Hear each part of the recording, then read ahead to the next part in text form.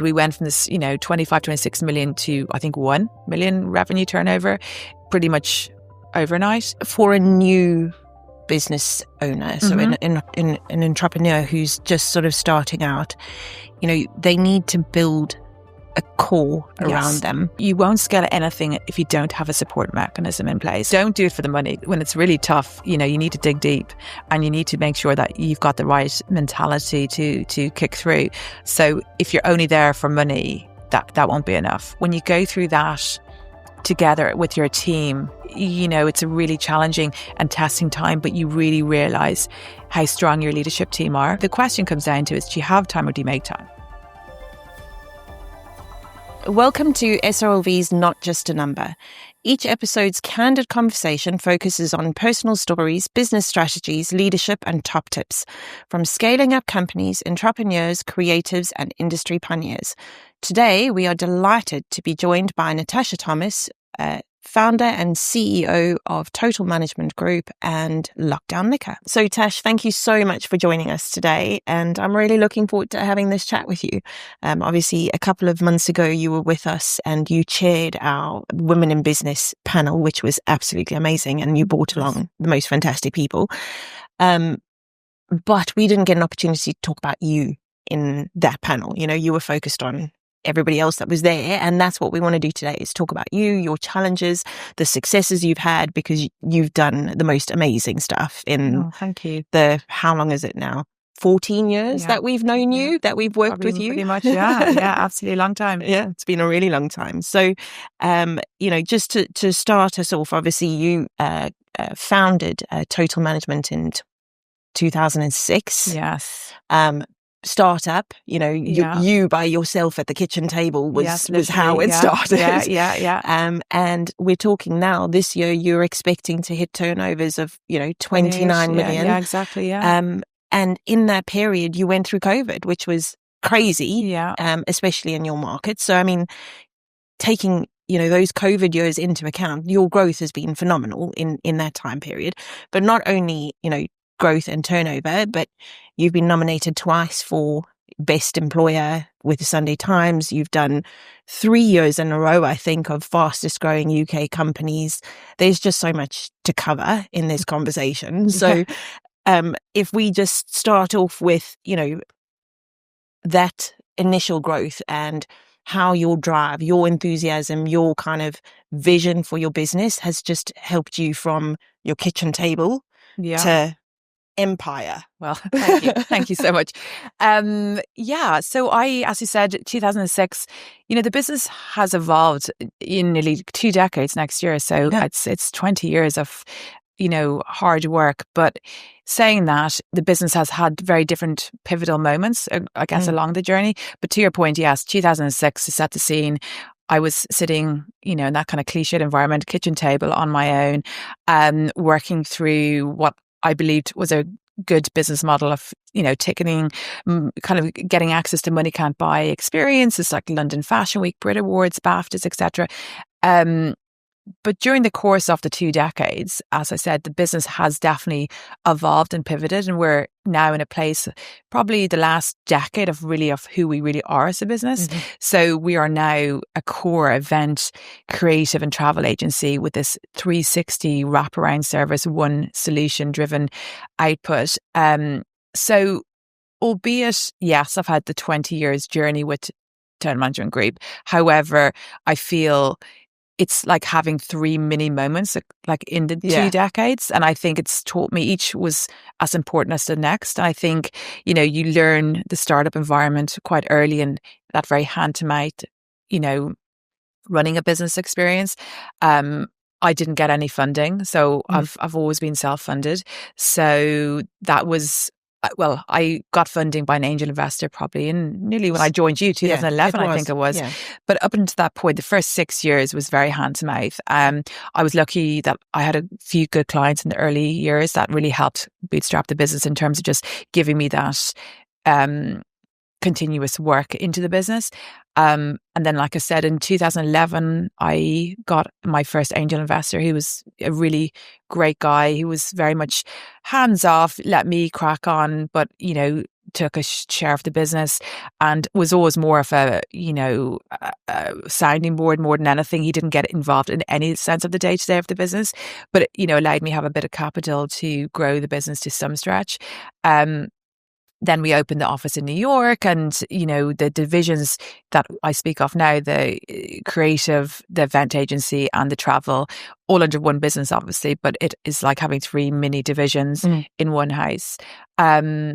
So it has evolved, and I think the last 10 years has really been the making of TMG, which has been a really exciting place to land.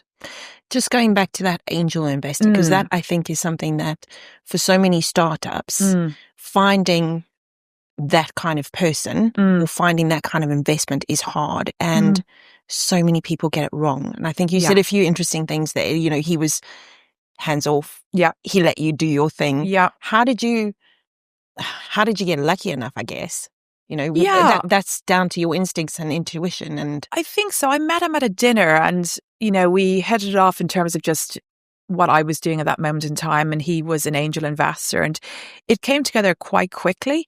But it was, it must have been because it was just before I had my first child, who's now 12, and I think he came on board just as I found out I was pregnant, which again is a whole different podcast.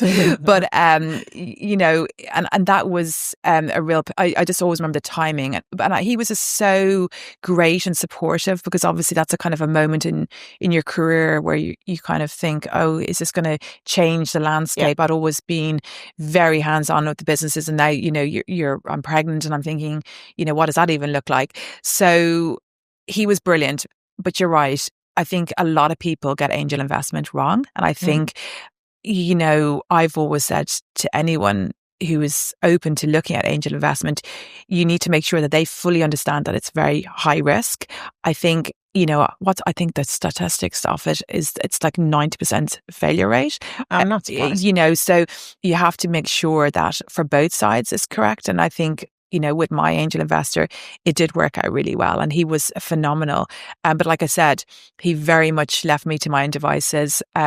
Subsequently, I bought him out of the business 2-3 years ago. Couple of years ago now. Yeah. And it, not because of any strange and wonderful reason. It was more timing. He was moving to the Middle East, and it was time in his life that he wanted to exit, and I had the means to buy the business. It worked for me too. So that was great. But, we still keep in touch.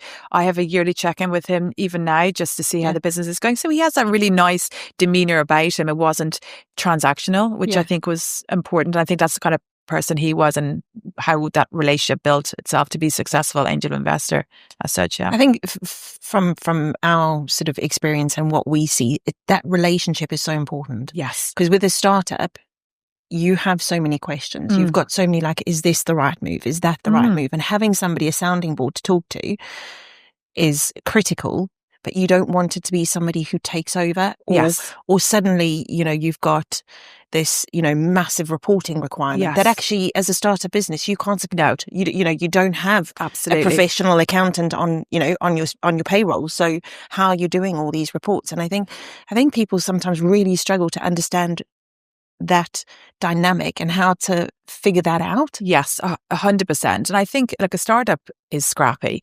You kind of doing everything as best you can or afford to.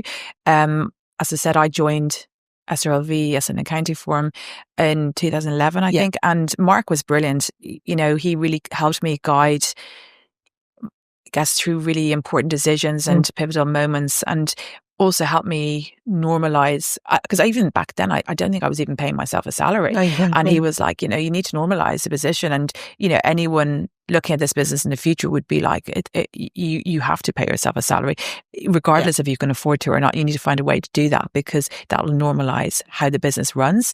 Otherwise you've got this CEO who's not drawing a salary, so effectively the business isn't running self-sustaining, so all those little things where I'd be like, oh, it's fine, I'm just going to, pay myself as I go, when the business can afford to do it. And, back then he was like, as I said, very directional to say, no, you need to make sure this is done properly. So that was helpful. Really good. I think we've talked a little bit about those early years, COVID challenges. Yes. for your business. Yes. Talk us through that. Yeah. So we were having probably one of the best years ever. We were circa 26 million. We were going to finish our end of year accounts on a real high. At that point, our end of year was 31st of March. So I think COVID rumors were coming in about November, December. There was still a lot of events that we had pinned in to do January through to March. Nobody knew what was going on, but I think the reality came quite clear. Well, certainly very clear. Very quickly, Christmas, January, certainly that my industry, travel and events, was going to come to a very abrupt halt. So, that was really probably one of the toughest points of my career in terms of, going from this extreme, best year, best growth year. As you mentioned, we were on our third year of the fastest growing business in the UK. We were just going from strength to strength. We were hiring. I just hired our CFO. Everything was just really good. Then got the news that this was not going to be the foreseeable future of events, or there was going to be a drastic change, in the world.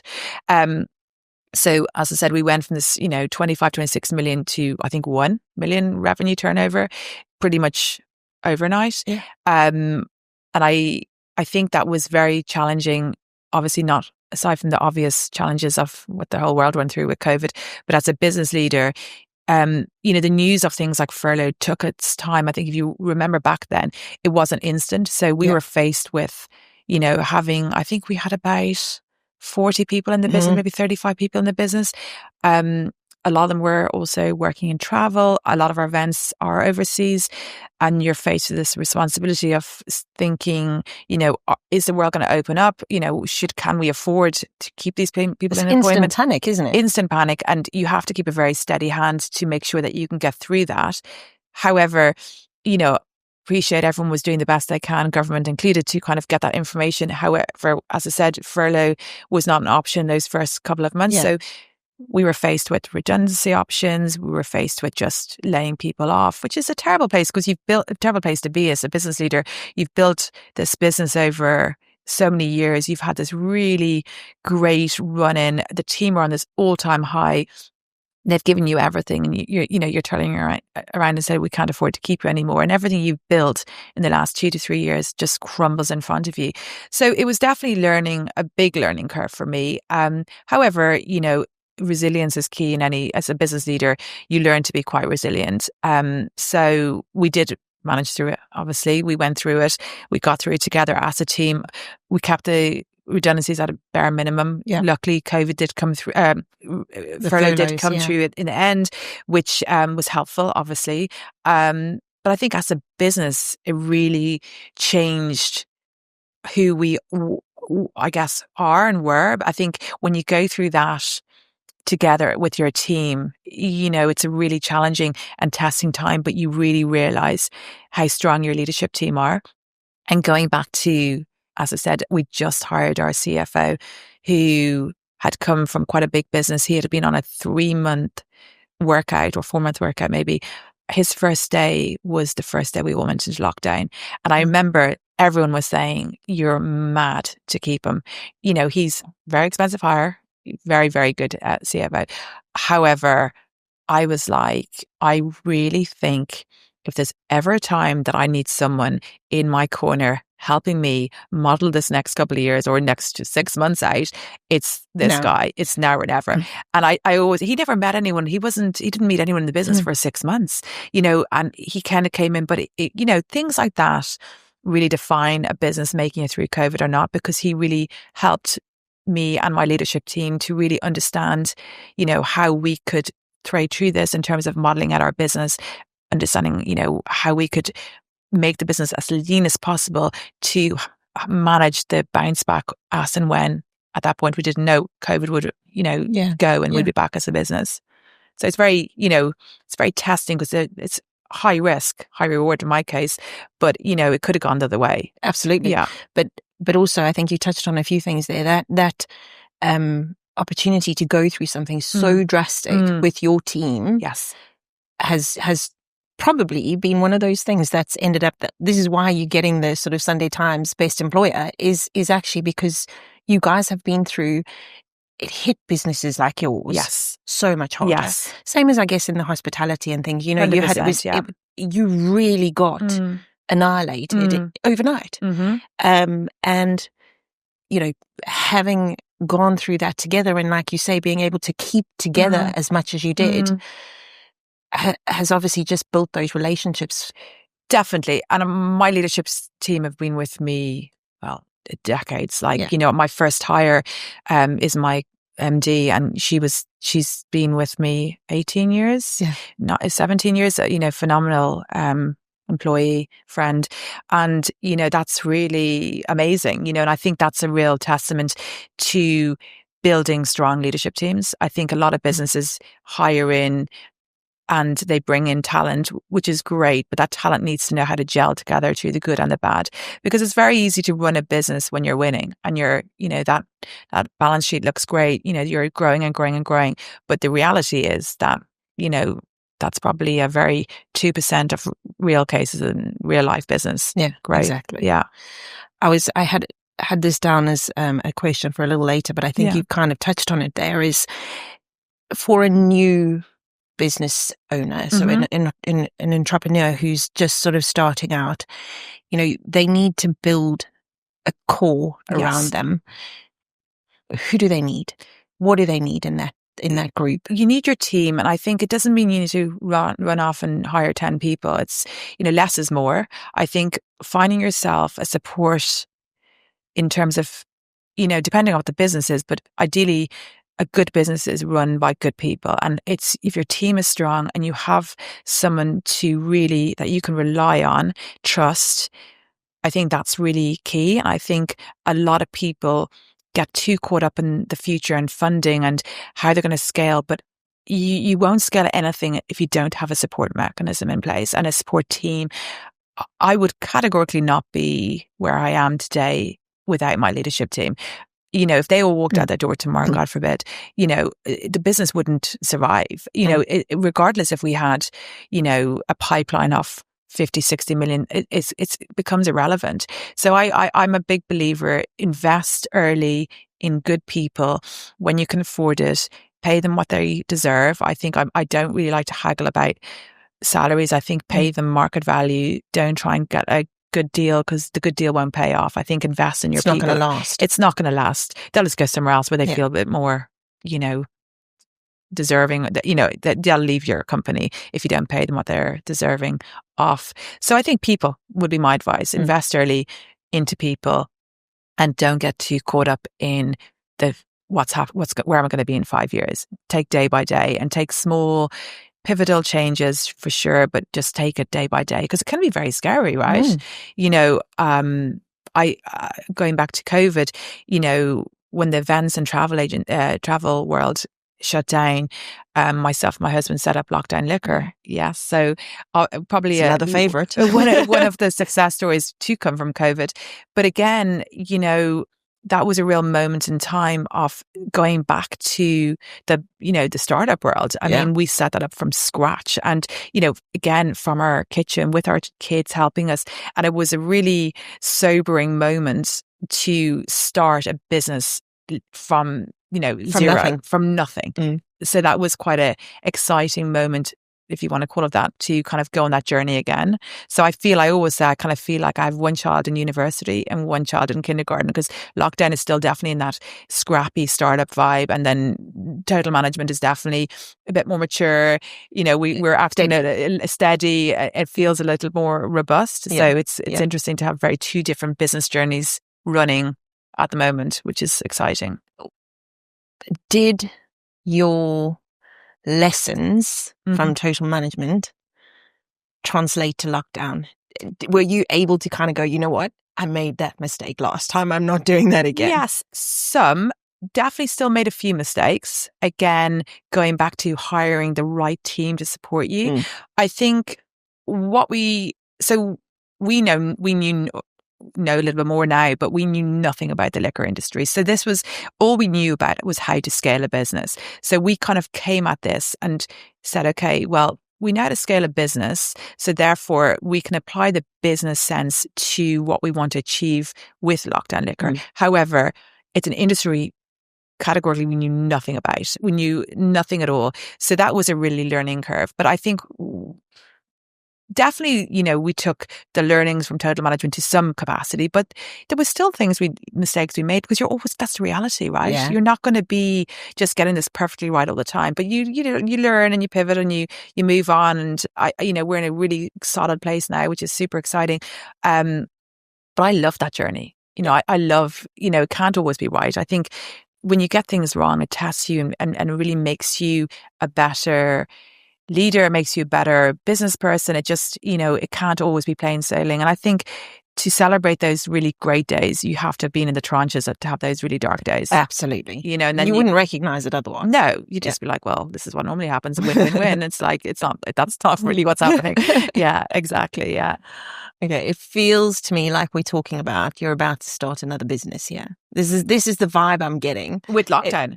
No. I feel like you're going to start another one. Oh gosh, I don't know. Yeah, it feels like we've got the one in university, and we've got the one. I'm going to say lockdown's maybe out of kindergarten. Yeah, maybe I would say junior school, it's in primary school. Primary. Let's go with that. Yeah. So we're going to start with the next one. It feels like you're going to have another one. I will always work. I was speaking to this with some friends of mine the other day, and I think you either love working or you're looking to go, okay, I'd love to just not work.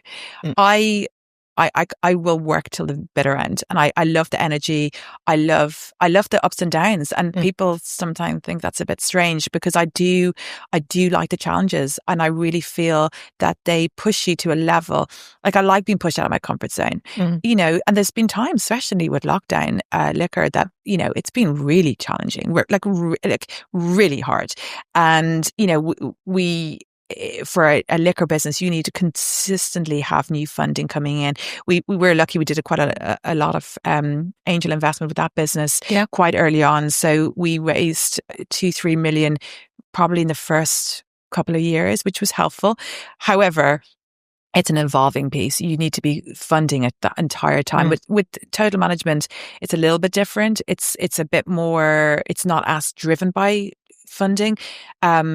However, that journey will require scale, I think, as we go into this 40, 50, 60 million that we can see, which is crazy if you think about it. Like, to have a business, and it's still when I say that, it blows my mind, because, at my kitchen table, and I probably had £1,000 in my bank account at best, maybe, from that was very, again, the next week I may not, and then one week I would, to now, to see a really strong pipeline in the next year or two of, post 50 million is incredible. And that also still makes me go, gosh, that's a really good achievement, but not just for me, for my team. So when I say me, I mean for us collectively as a team together, we have done that, which is really exciting.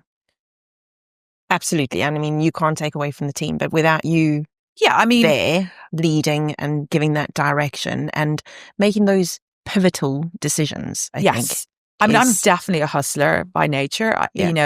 Even when I was a kid, I was the one on the local, farmers market selling stuff and hustling and wheeling and dealing. I worked, from an early age. I when I went to school, my last 5th and 6th year, I'd left home and I was, working in a promotions company. So I had that hustle, I think, and that's something you can't. I think it's that you either have it or you don't have it. Yeah. And I think I've always been quite a competitive person as well. So I've always wanted to achieve, and, I've always set myself quite tough goals, because that to me is what keeps my energy going, which is exciting. So I think that is helpful. I think my team sometimes are like, wow, can we just take a minute to appreciate that, the last 6 months has been really, I'm like, right, like hiring, what's strategy, next? What's next? Let's grow, let's go. These are the numbers. And they're like, okay, they're big numbers. But I think, you have to think big. You have to really have that motivation to push forward. So I'm definitely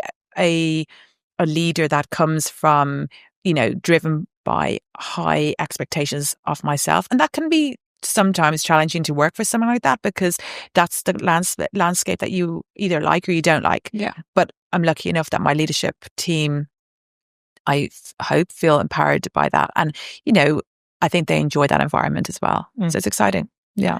Yeah. It's again comes down to that relationship, and that you've been together for so long. They know who you are. They know what you're looking for. Yeah. But they also know how to temper you sometimes, I think. Yeah. Is probably just as critical, because I can see you kind of on this, we're on this trajectory and we're going to get there by tomorrow, guys. Yes. Yes. They do, and actually, going back a few steps, I was very lucky enough. I took on a very well-seasoned chairman. He's been with me 2.5 years. He's phenomenal. And he's built some businesses. He chairs my business and he chairs another business, which is the biggest lifestyle travel agency in the world. And it's, I think it blows my mind. I think it's like 600-700 million turnover. It's huge. And he strategized. He's been with that company for quite a while, and he's been a real powerhouse in terms of driving them forward. So I reached out to him, I think it was, I don't know, let's call it 3 years for argument's sake. 3 years ago, I remember it so well. I was away with my kids. I had said to my husband, I'm just going to, because I was going to be introduced to him by a private equity firm that was going to come on board. That didn't work. And they were going to loop me in with him. Either which way, I emailed him anyway. And I said, look, we were meant to meet. I have a feeling about this, but I'd love to still, go ahead, meet with you. And I think he was like just intrigued that, this girl had emailed him saying, like, I'd love to kind of meet with you anyway. And I'd love to talk about you coming on to share my business. I'm pretty sure about this. I don't think he's ever chaired a non-private equity backed business. So I think it was, and he'd always chaired quite big businesses. So I think when he came to meet me, hopefully he saw something in me because, well, he chairs my business now, so clearly he did. But he's been amazing in terms of having a mentor and having someone who can really help guide me into making some decisions. Because I think being a leader and being a CEO or founder of a business, it's so isolating. Yeah. So going back, you have the relationship with your team, but you sometimes need to be directional, and you can't just be, okay, well, what are we going to do here, guys? Because, that's just not how you lead people, right? Ultimately, the responsibility is yours. It does. We'll talk about it and we'll hash it through, but, the isolation is real.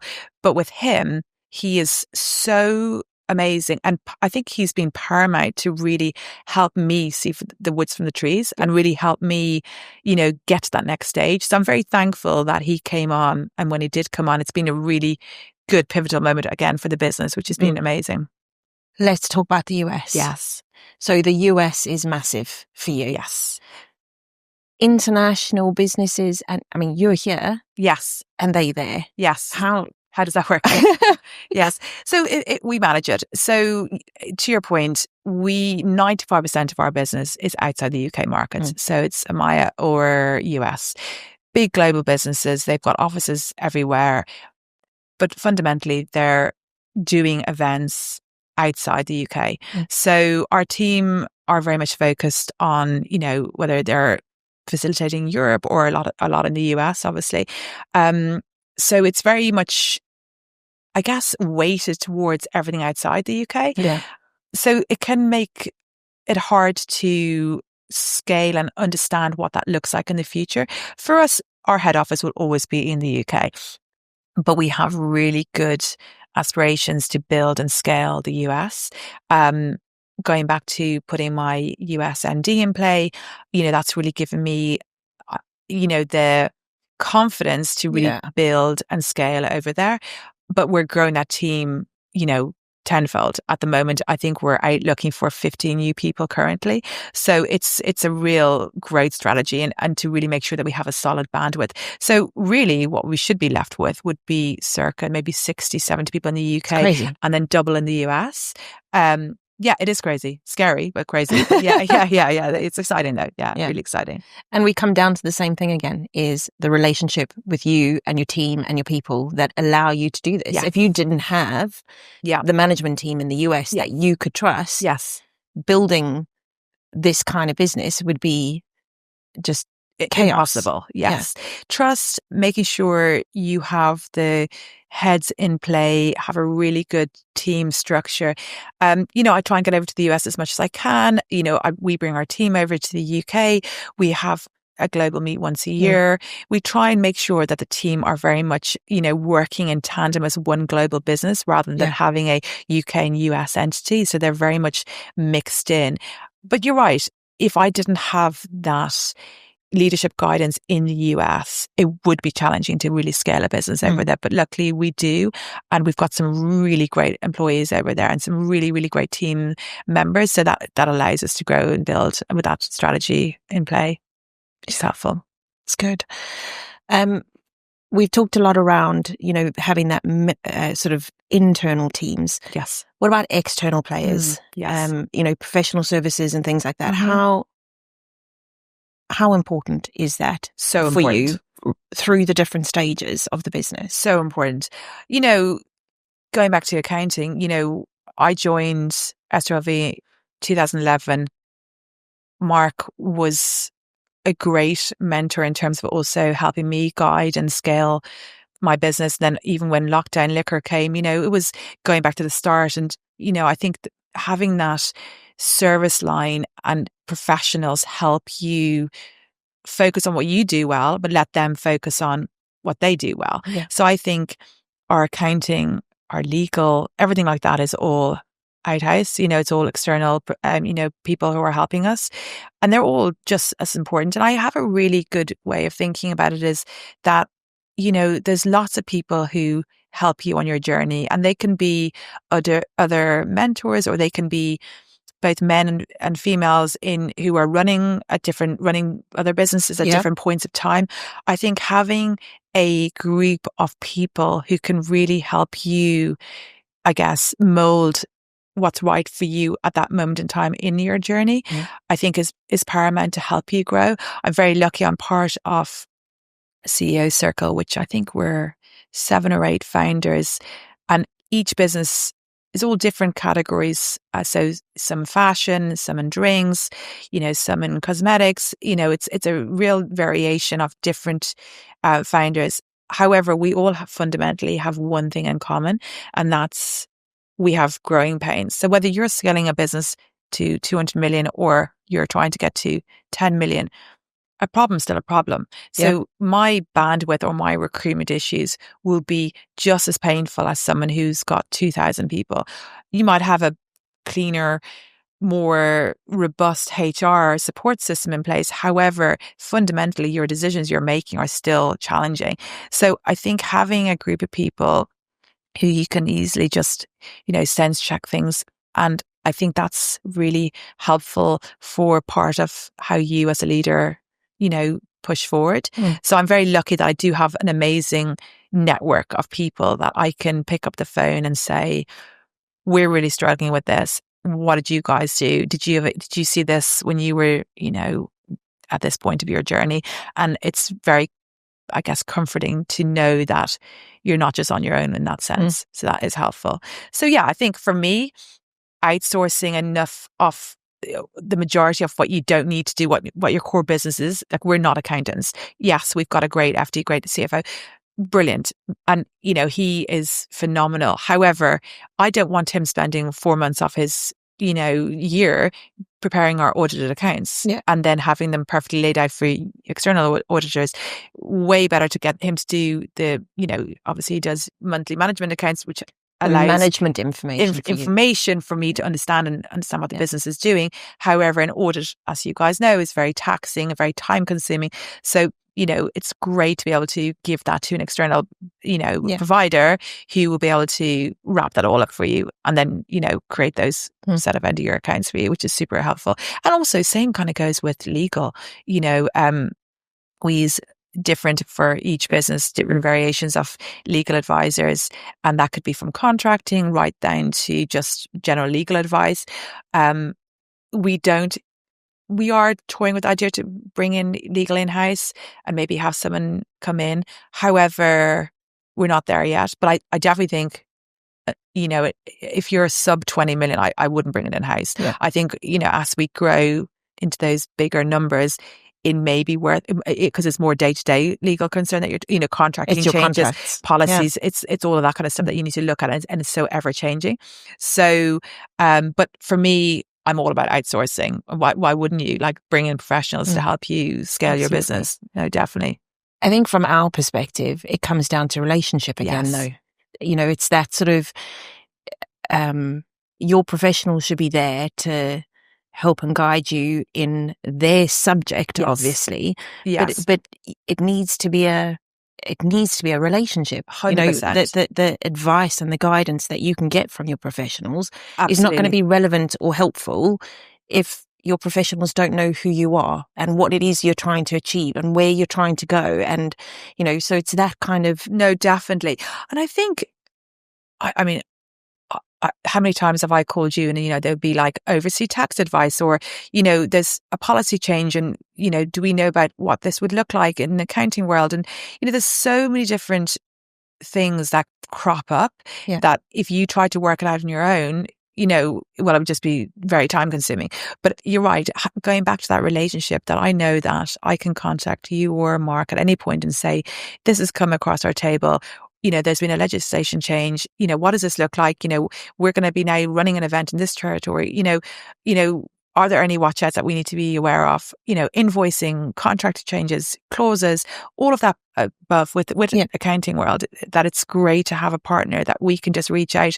And you guys have obviously a very robust team who are specialized in all these areas. So it kind of helps us massively, for sure. Yeah. It's great. I think I'd like to kind of just... A couple of times you've mentioned, obviously, with the kids, and we did the whole woman in business thing, and that, and it's something that I guess is also close to my heart. I mean, it's difficult being a mom, a business person. Yes, the guilt that you carry and finding the balances in life. What advice do you have on that? Well, I talk a lot about this because a lot of people talk about the work-life balance, and for me, I don't think it exists. I think it's next to impossible to be good at both. So, some weeks I'm a brilliant mum. I'll be there at pickup. I'm there at all the clubs and I'm, smashing it. But then the following week, I've got business meetings. I'm up early. I'm out of the house. I'm working late in the evening, especially with the US time. But that's just reality. I think anyone who says that they've got that covered and they can balance that very easily, show me that person. I don't think that's true, if I'm totally honest with you. Certainly from my experience, and anyone I talk to who's a working mum, I'm yet to find someone who's like, this is relatively easy. I think there is that mum guilt. However, what I love about it is that we're providing a really good, I guess, showcase to your kids of how, like, a good work ethic, what that looks like. I think my kids know that me and my husband both work very hard, and I'm always saying to them, if you want to continue to do nice things, life is expensive, your schooling is expensive, going on holidays are expensive. It's all expensive. Money does not grow on trees. So therefore I will need to work on holiday, and I'm okay with that, and they know that and they're okay with that. Listen, they're absolutely fine and they understand that. But I think teaching them that and normalizing that, I think is really important. I think if you make excuses for it and you say, well, mummy has to go to work because, I don't know, work requires her to do this, and make the negative energy about work's naughty because they're making me go to work and they're making, obviously I can't really say that by myself. I'm making myself go to work. But, ultimately, that narrative is out there. And then all your kids see is that you're like saying, well, I'm really annoyed. I need to go to work and it's very challenging. And, but if you pivot that and you say, well, actually, I go to work because then, we get to do really good things and we get to kind of, survive and, and actually I enjoy it and just, go through life and just, I'm able to take them places and do things. And so, there is going to always be a knockoff, and, you can't have it all. So I can't be a full 100% their mum and run two businesses. Yeah. But they get that, and they're very for that. And when I ask them what they want to do, they're always talking about they want to have a business, they want to go and work in one of our businesses. They have really good aspirations and, wanting to work and wanting to be successful. So I think, if all ends tomorrow, I think the good news is that I've at least taught my kids a good work ethic. So, I mean, I'll take that, above everything, which I think is important. Absolutely.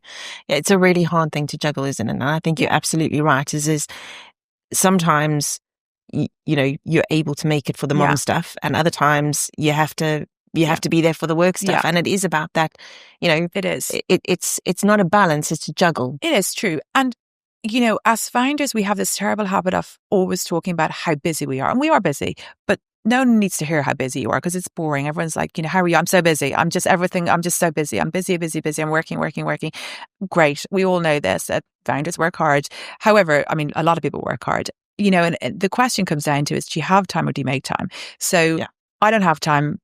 I could fill my week 7 days a week and be busy every hour that God sends me. However, I will make time, and I will say, I'm very good at, trying to prioritize. Obviously there's that balance, as I said, making sure that I get my work done. But equally, I'm very good at saying, actually, I'm going to go and see some friends on Thursday or whatever. And, I think that's important. It's better for me. It's better just for my mental health to be able to take that break out. So you do have to make time. And it's very easy to say, I don't have time.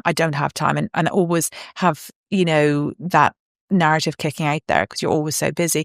I think it's also, coming back to boundaries and burnout. I'm always saying to my team, don't wear working late as a badge of honor. I'm not impressed by that. I think you need to make sure that you have the correct boundaries in place to make sure that you get what you need, but you're also an adult. You need to be able to say, I'm going to go home now. I've done what I can and I'm doing the best I can, but I do also need to sleep and I do need to, get that sorted because otherwise, if you are championing an environment that is putting, this work, too much of this kind of burnout behavior, pressure, then that's not ideal. But equally, I am employing adults. So I need them also to understand their boundaries because if I have to start checking in on 40, 50 people going, hey, how are you doing? How are your boundaries with burnout? They're like, well, I'm really tired. It's like, well, you need to make sure that you take time, come in late tomorrow or, don't stay late tomorrow night or whatever that looks like, because I'm relying on you to give me the best output. But you also need to be responsible for that because I'm not there to totally hold your hand on that. I'm there to support you. I'm there to put things into place to make sure that you're not burnt out. But equally, I really want you to understand what those boundaries look like. So going back to me, that's what I put in place for myself. So I'll say, right, I'm going to get up in the morning. I exercise, not because I'm a fitness fanatic, more so it's me off my phone. It's my time. I'll get to do something for me. And then I'll go up and do, take my kids to school or do the school run. And I think there are boundaries that I enjoy. So if someone says, oh, can you come into town for a meeting at 8 o'clock? I'll say, you know what, I can't because I'll come and meet you at 11 or whatever. Yeah. But, you can become quite easily in this world a yes person to say, okay, well, I need to do that because I can't say no. But actually put that boundary in play and say, you know what? No, I've got a plan. This is what I do. This makes me a better person. This makes me mentally stronger. So I'm going to stick to that and not just be yes, because then you're better for it anyway, right? Absolutely. And I think it's so important. Yeah. Absolutely. So I think that's key. So, but to your original question, is it challenging to have 3 young kids, 2 businesses? Yes, but I'm really good at delegating. I was just going to come to that was surely that's a critical part of this and maintaining something that's actually achievable. Yes, I'm really good at delegating. Like I feel good about how I am at this moment in my life. I don't think I'm an excellent mum, but I think I'm a very good mum and I'm okay with that too. But equally, I'm not exhausted. I'm not tired. I'm not burnt out. I'm really excited. I'm really energized. And I wake up every single morning and I'm like raring to go. And I've got that real hustle, and that just fire in my belly. And I think that's important. I think you can ask for more. And I don't think your kids could ask for more. And I'm really happy. And I think that's key. Yeah. Like I never, I think, listen, do I get stressed? Of course. Am I at times, sometimes a bit, this is a bit, scary, but either which way, I get through it. But as a person, I'm a pretty happy person in terms of like, I come home at night, I have good chats to my husband. I see my kids and I go to bed and I sleep well. I don't lie there wondering, what does tomorrow look like? How am I doing the right thing? And even at the most stressful corners within my journey of, running these businesses, I feel that I can sleep well at night knowing I've made the best decision I can do, and I've done the best thing I feel at that moment in time as the business is growing. And I think that's a good place to be. And I think that's important, because otherwise, what are we doing it for? I have some friends who work and work and work and work. And I look at them and think, when this is all over, you'll have maybe a lot of money, but you'll have lost that human connection of just knowing what makes you happy, because all you'll know is being just absolutely pushed to that absolute maximum level. And I think I prefer to have way less and be happy than have loads and just go, well, was it really worth it in the end? Like, I don't have a relationship with my husband. I don't have a relationship with my kids. And, I'm just very wealthy, but like, there's more to life than that, right? I agree with you. That's success for me is not how much did I earn? No. Yeah. Was I happy while I was doing it? Yeah. Did I feel like I was making the best choices? Yeah. Was it a challenge, but exciting and in a good way, not in a bad way? Yeah. And it's true. And it is really challenging. And I think anyone who sets up their own business, kudos to them. And I'm here for it. I think, do it. Don't overthink it. Don't read all the horror stories, but equally don't read when a lot of people talk about, I sold my whole business for 100 million. And they don't talk about what really, the A to B what journey, really happened. What really happened. And I'm always like, the reality is that's maybe 0.5%, if not probably less. Yeah. And, the journey isn't just like, hey, I woke up one day, I worked a few years and off I went. I mean, some people maybe, but the very, very minimum amount of people that journey worked out like that. So don't do it for the money, because when it's really tough, you need to dig deep, and you need to make sure that you've got the right mentality to kick through. So if you're only there for money, that won't be enough, because in the tranches it is challenging, So, but hence going back to, I've got a brilliant support from my husband, who's just amazing, and my team. So I think that is all you need. Is if you've got a really good support network in play, then anything's possible, really. And then you kind of go from there. But if you're only looking at the dollar bills, it's not enough. It feels like this is like full circle. The whole way through this conversation, we keep coming back to the people, the people around you. And that's absolutely, it doesn't matter from what angle you're looking at it, whether it's, your family, your friends, 100%. The other CEOs that are there as a support network, the staff, the customers. It's just literally, it's everything. It's incredible. And someone asked me, I was at a talking panel, I think on Monday night, and someone in Q&A said, how do you find it with friendships? I think they were looking to start a business, and they said, it can be challenging because I feel like I don't have time to see my friends because it's either work or family. And I said to them, look, with me, I've got a very small friendship group because I prefer to be a good friend to few than try and be a friend to many. I think you have to also pick your battles as such. So there's definitely times where I'm not around, and there's definitely times I'm probably not the best of friend to some I should probably be better friends to. But equally, if they're real friends, they'll understand. And I think,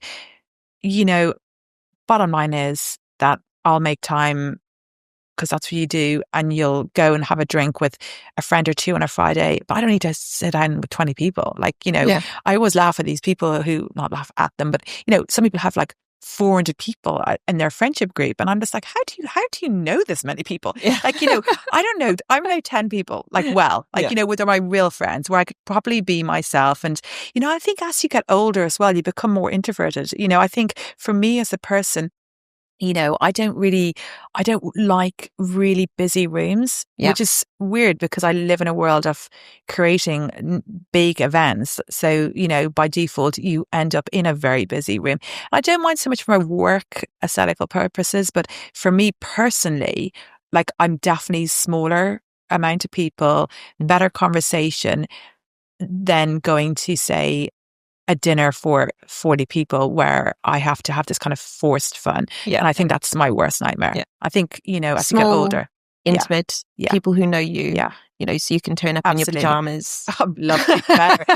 But, and also like weekends, is my time really quality time with my kids, which I love. Like, I think of nothing better on a Saturday night to sit there and watch, whether it's Strictly Come Dancing or whatever with my kids. Popcorn in a movie.